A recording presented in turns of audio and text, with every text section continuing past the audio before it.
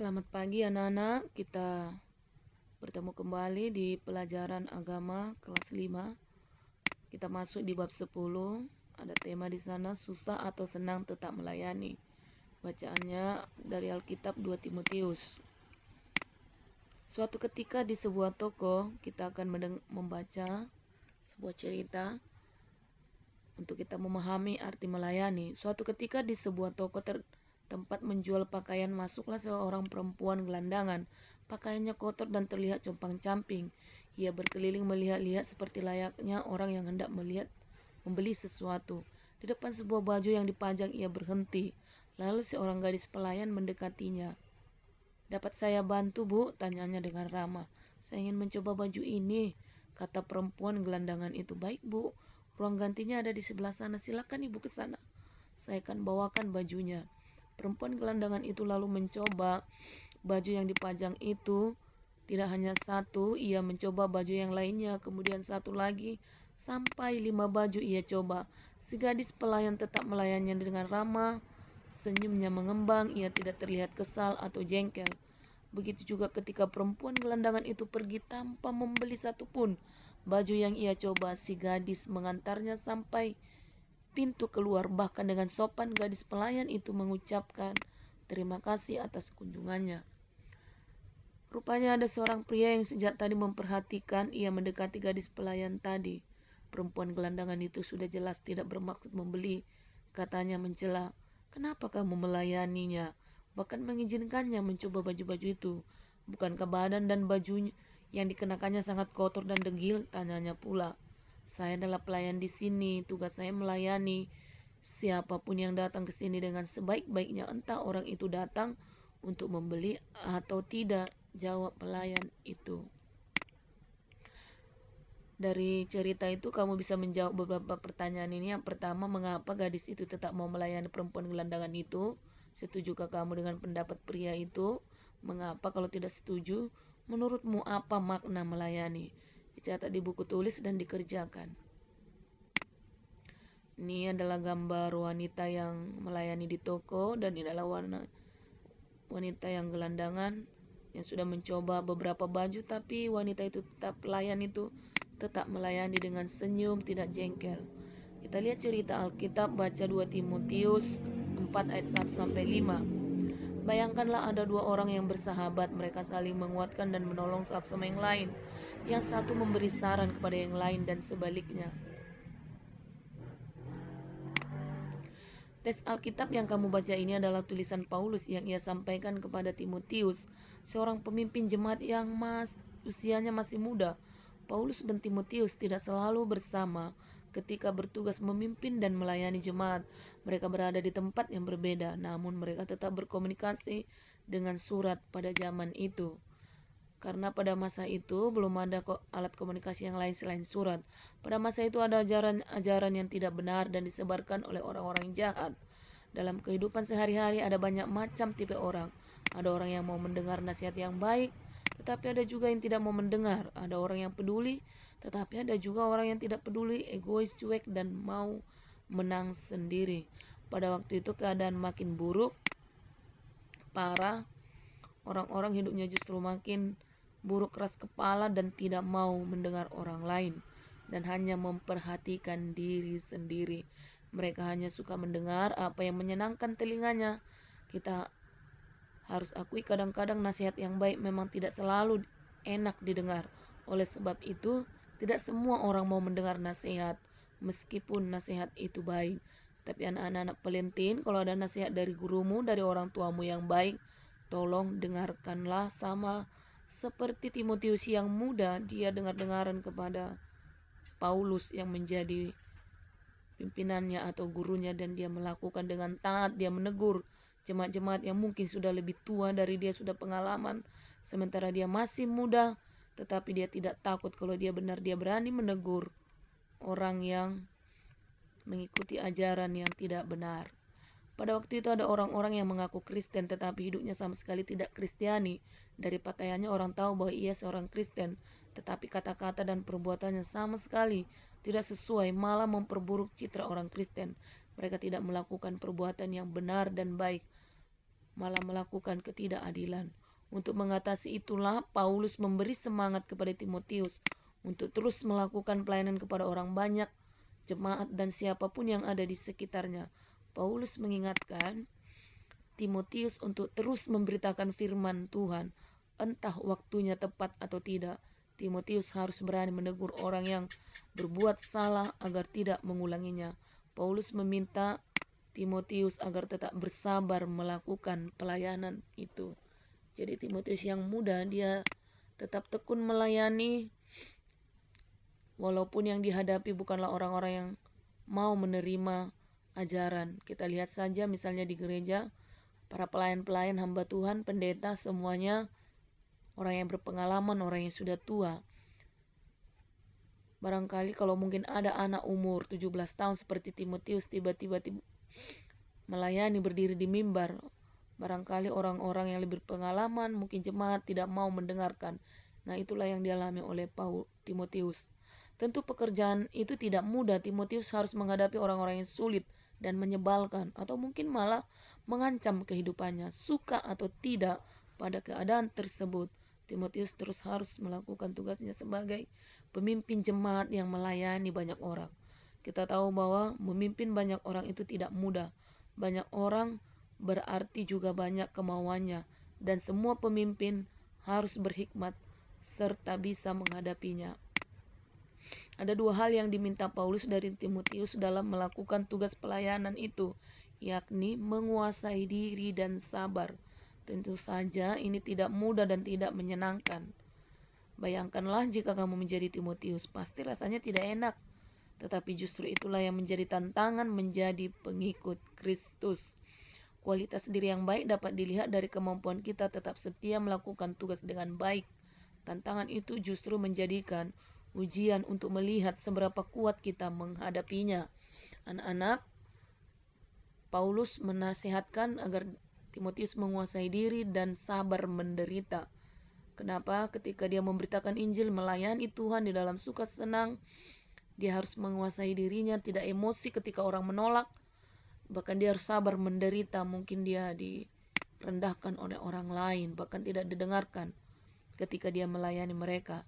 Ini sama seperti kamu memasuki sebuah sekolah yang berkualitas, yang di dalamnya terdapat proses pembelajaran yang menguji kualitasmu sebagai siswa. Setiap proses pembelajaran di dalamnya pada akhirnya akan menguji sejauh mana kualitas dirimu sebagai seorang siswa. Memahami makna melayani. Apa itu melayani?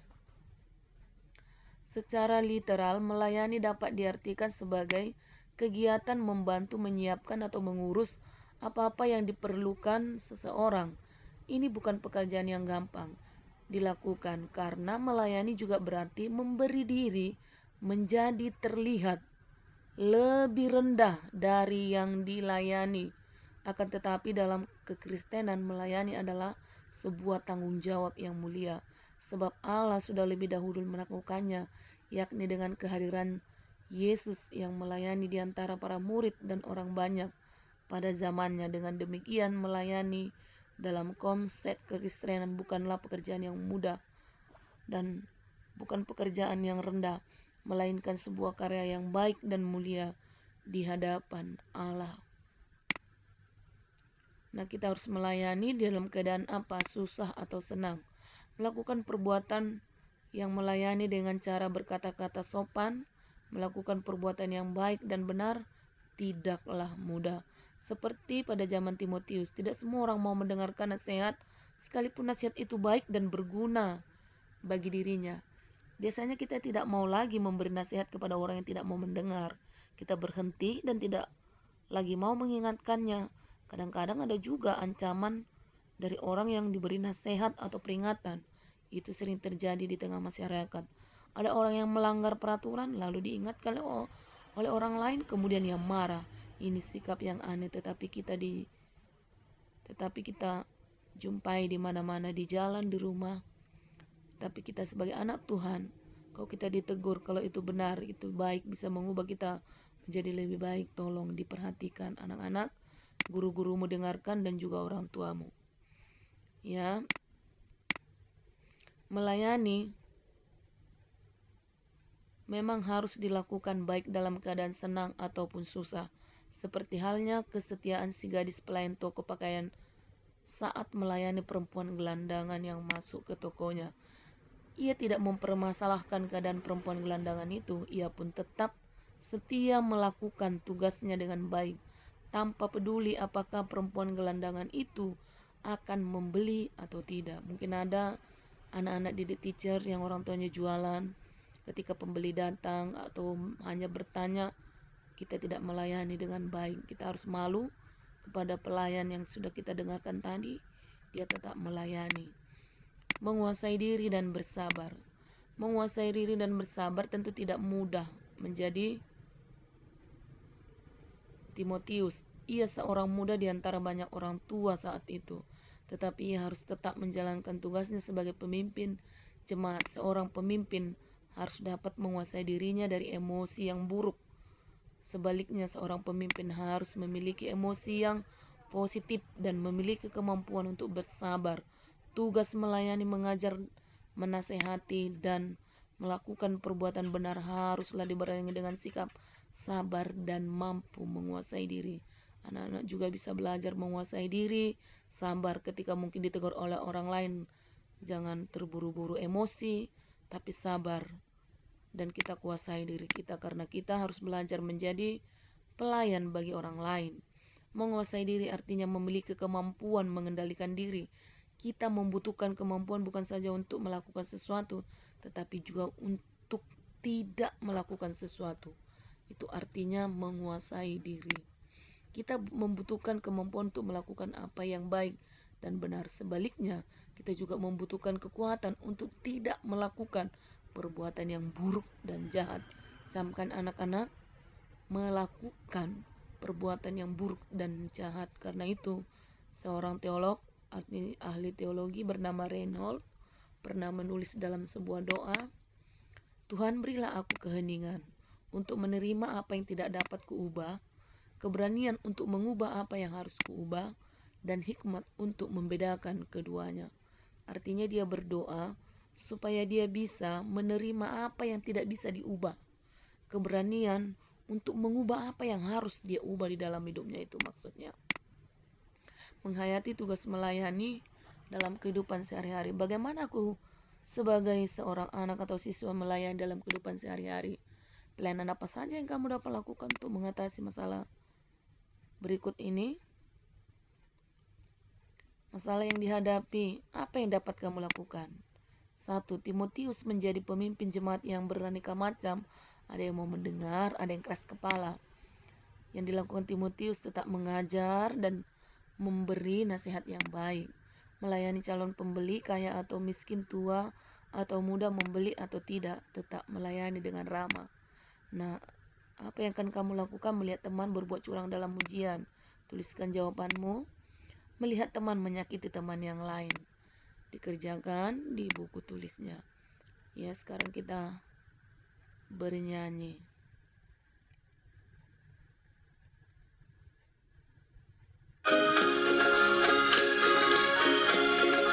Kita sama-sama bernyanyi ya. Apa arti hidupmu kalau ibadahmu tidak benar di mata Tuhan? Apalah arti ibadahmu kepada Tuhan bila Dia dan rela sujud dan sungguh? Apalah arti